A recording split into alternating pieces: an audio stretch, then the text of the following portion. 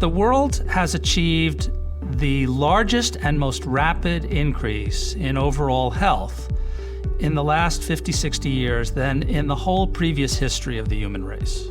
We know that countries with very limited resources can achieve very large improvements in life expectancy and in survival of vulnerable groups, especially children and women. For the developing countries, the challenge is going to be how much health can they produce with the resources they're able to make available. For the more advanced countries, the issue is going to continue to be how do they manage the increasing capabilities of technology that people want, that people need, but are going to become increasingly difficult to afford. In the larger number of middle and lower income countries, the kinds of healthcare that could be available to them. And this sense of potential, which is growing with communication, is growing with rising incomes and expectations, often comes in conflict with the actual resources that are available to meet these needs. And so the challenge really is how to first use those resources most effectively to get the most health possible, but also how to balance the expectations of the population with what can realistically be done. And so there's clearly a very positive relationship between economic growth, health status, and the amount and quality of healthcare that people receive in a country.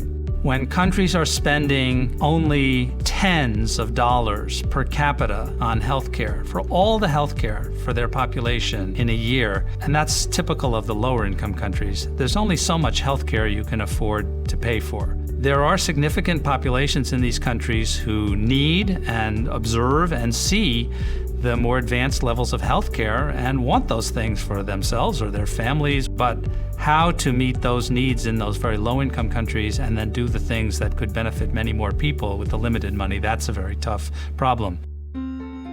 The key health economic issues that India faces are multiple. And we see that in India, the government spends about 4% of its resources on health, while in China, it's 11%.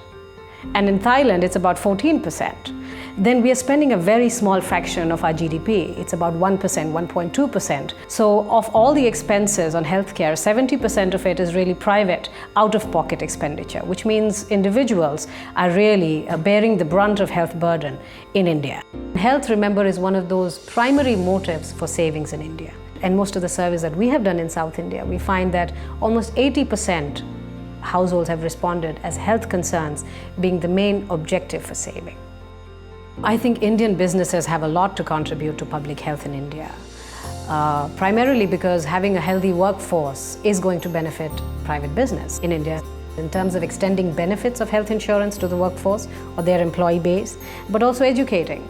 But remember that we also have a CSR, which is a corporate social responsibility rule in India, where companies are mandated to spend a certain fraction of their profits on what is called corporate social responsibility. Healthcare is definitely within the purview of CSR. So the companies can and should spend on enhancing public utilities of healthcare, public sanitation, public toilets, drinking water, for instance, literacy camps. Literacy and health go hand in hand. You need to have a literate population in order for them to also make the kind of necessary requirements into healthcare. Particularly when we're talking about changing long-term habits. Habits evolve with time. It requires an external push. I think as a country, we have to make investments into healthcare, both from the government as well as from the private. And I think also at the individual level, we have to make those investments for a long-term view of the economy and the population as a whole. You cannot have first world economic aspirations coexisting with third world health infrastructure. It's just not going to happen. The third world health infrastructure is always going to drag your first world aspirations down.